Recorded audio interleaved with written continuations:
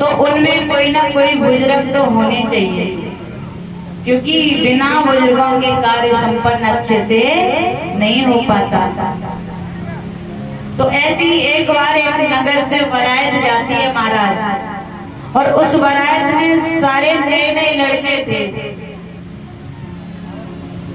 और जब बारात लड़की के यहाँ पहुंची नगर में, तो लड़की के बाप ने देखा, सोचने लगे कि यहाँ तो सब नए ही नए लड़के हैं।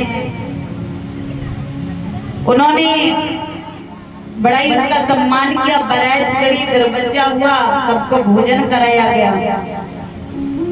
अब विवाह की बारी आई तो वर कन्या दोनों मंडप पे आए।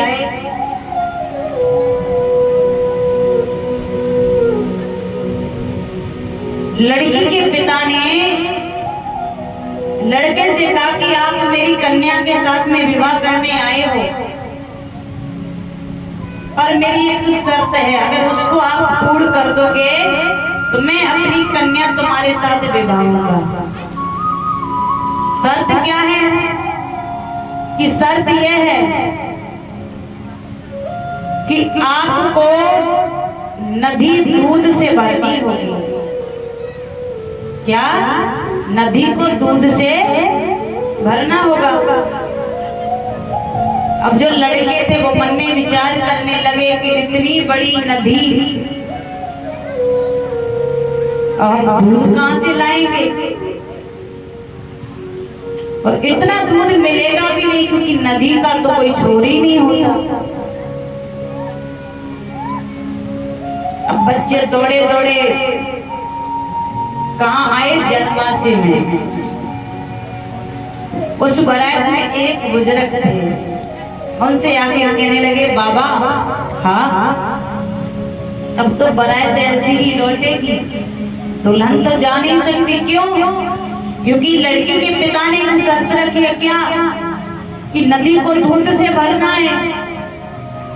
और नदी तो बहुत बड़ी होती है, उसका तो कोई छोर नहीं, कहां से इतना दूध लाएंगे और कहां से उसको भरेंगे।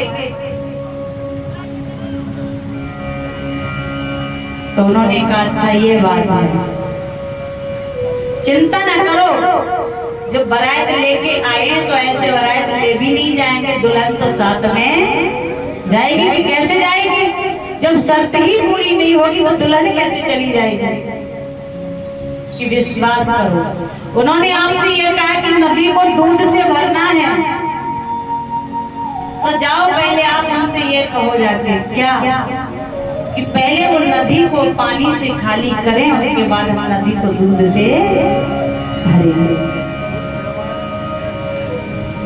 अब वो गए, जाकर के उन्होंने कहा कि ठीक है, तुम्हारी शर्त तो मुझे स्वीकार है, पर आप पहले उस नदी को पानी से खाली कर दो तो हम उसे दूध से भर देंगे।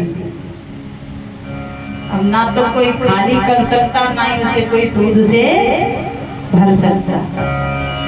तब उन्होंने कहा कि हाँ, इस बारात में तो कोई बुजुर्ग है, अब बेटी की विदाई विवाह करना चाहिए।